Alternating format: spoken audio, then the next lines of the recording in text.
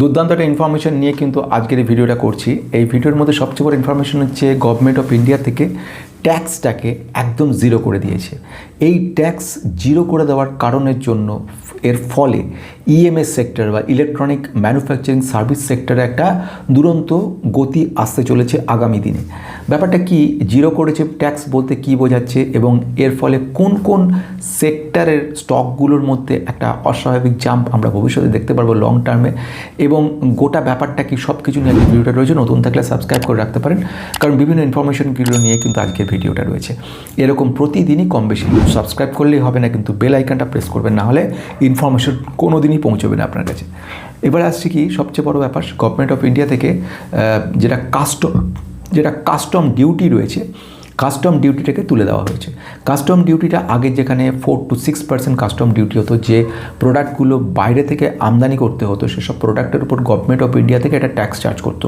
এর ফলে যে সমস্ত ইলেকট্রনিক ইনস্ট্রুমেন্টগুলো ছিল, যেরকম স্মার্ট টিভি, মোবাইল কিংবা ইলেকট্রনিক ইনস্ট্রুমেন্টেশন গ্যাজেটগুলো, বিভিন্ন রকম যে ওয়্যারেবল গ্যাজেট যেগুলো কিংবা মেডিকেল ডিভাইস, এগুলোর দাম কিন্তু অনেকটা বেশি হয়ে যেত।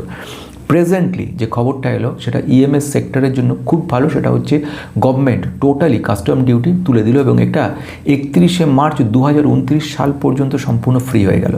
এর ফলে আলটিমেটলি বিভিন্ন রকম টিভি, মোবাইল সিস্টেম, এছাড়া ইলেকট্রনিক ইনস্ট্রুমেন্টেশন সমস্ত কম বেশি মানে গোটা ইএমএস সেক্টরের জন্য একটা কিন্তু বিরাট বড় খুশির খবর।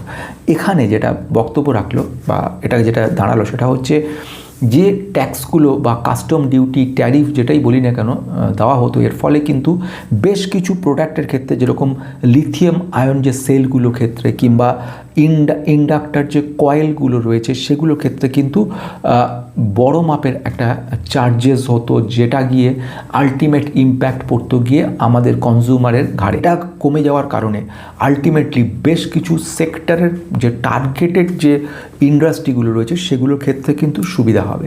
তাহলে কি ব্যাপার হচ্ছে, কোন কোন সেক্টরে এবার সুবিধা হবে টার্গেটেড ইন্ডাস্ট্রিজ বলতে? প্রথম টার্গেটেড স্মার্টফোন, যে সমস্ত কোম্পানিগুলো রয়েছে, আমি পরে বলছি কোম্পানিগুলো।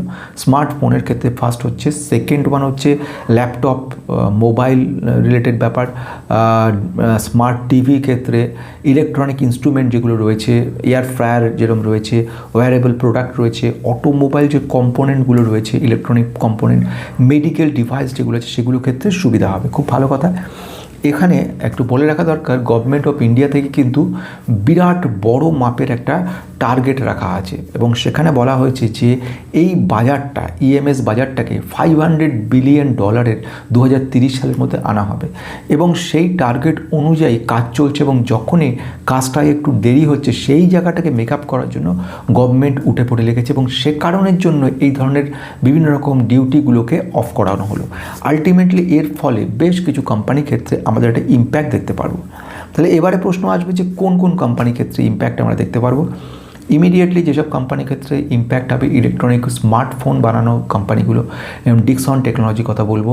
সেকেন্ড ওয়ান সিরমা এসডিএস বলবো। এছাড়াও আমাদের electronic instrument, printed circuit board, smart TV, smart meter, এগুলোর ক্ষেত্রে কেন্স টেকনোলজি সেক্ষেত্রে বলবো। এছাড়া আদার যেগুলো, যেরকম এয়ার কন্ডিশন যে সমস্ত মেশিনগুলো রয়েছে, ইলেকট্রনিক কয়েলগুলো রয়েছে, যেরকম অ্যাম্বার এন্টারপ্রাইজের কথা যদি বলি, অ্যাম্বার এন্টারপ্রাইজের ক্ষেত্রেও ইম্প্রুভমেন্ট দেখতে পারবো। এছাড়া পিজি ইলেকট্রনিক্স, সেখানেও আমরা ইনস্ট্রুমেন্ট দেখবো। হ্যাভেলস ইন্ডিয়া, সেখানে আমাদের ইম্প্রুভমেন্ট দেখবো। ইকিও টেকনোলজি বা ইকিও টেকনোলজি যেটা, সেখানে ইম্প্রুভমেন্ট দেখবো। বিপিএল অলরেডি আমাদের 10 to 12% জাম্প দিয়ে দিয়েছে। এগুলোর ক্ষেত্রে আমরা দেখতে পারবো যে ভবিষ্যতে কিন্তু আরও ভালো রিটার্ন আসার সম্ভাবনা রয়েছে। এবারে তাহলে শেষ কোশ্চেন যেটা থাকছে সেটা হচ্ছে যে ইলেকট্রনিক ইনস্ট্রুমেন্টগুলো including printed circuit board, semiconductor, তারপরে এই সমস্ত প্রোডাক্টগুলো যেগুলো স্মার্ট মিটার তৈরি করছে, এগুলো যে এত ইম্প্রুভমেন্ট যেগুলো তৈরি হচ্ছে, আলটিমেটলি এর ফলে আজকে এই মার্কেটে কি এই মুহূর্তে ইনভেস্ট করার জায়গা রয়েছে? থাকলে কোন কোম্পানির ক্ষেত্রে রয়েছে? খুব গুরুত্বপূর্ণ প্রশ্ন, কারণ যদি প্রত্যেকটা কোম্পানিকে আমরা তুলে দেখার চেষ্টা করে দেখব, প্রতিটি কোম্পানি কিন্তু কম বেশি আমাদেরকে অনেকটাই ওভারভ্যালুড বলে মনে হচ্ছে, কারণ প্রতিটি কম বেশি কেনা হয়ে গেছে এবং ম্যাক্সিমাম ইনভেস্টারের কাছে এইসব কোম্পানিগুলো ইনভেস্টেড রয়েছে। তাহলে প্রশ্ন হচ্ছে, তাহলে কি এখন এটা সঠিক সময় নয়? বেসিক্যালি যখন ইনভেস্ট করছেন আপনারা, তখন আপনারা একটা কথা মনে রাখবেন যে এমন কোম্পানিতে ইনভেস্ট করা হোক যে কোম্পানির ভ্যালুয়েশন ঠিকঠাক জায়গায় যেন থাকে। একটা ওভারভ্যালুড যে কোম্পানিতে ইনভেস্ট করলেন এবং 10 বছর পরে রিটার্ন অবশ্যই পাবেন না তা না, কিন্তু ভ্যালুয়েশনটা ঠিকঠাক জায়গাতে ইনভেস্ট করতে পারেন, তাহলে পর কি সুবিধাটা হয়, তাহলে আপনার ইনভেস্টমেন্ট অ্যামাউন্টগুলো ঠিকঠাক দেখে আপনি এগোতে পারছেন, ফলে একটা লং রানে গিয়ে বড় গ্রোথ আপনি পেতে পারেন। এখানে প্রশ্ন আসছে কি করে বুঝবো কোম্পানি ভ্যালুয়েশন কি? তার জন্য মেম্বারশিপ নিয়ে এই চ্যানেলে দেখতে পারেন, কিংবা আমার টেকনিক্যাল চ্যানেলেও দেখতে পারেন। সেখানেও আমি দু জায়গাতেই কিন্তু ভ্যালুয়েশন নিয়ে কথা বলেছি। সেখানে বিভিন্ন ভিডিও বানানো হচ্ছে মেম্বারশিপ নেওয়া তাদের যারা মেম্বার তাদের জন্য, সেখানে আমি ডিটেলস বুঝিয়েছি। তাহলে আজকে এখানে শেষ করতে চলেছি, আবার দেখা হচ্ছে নেক্সট ডে।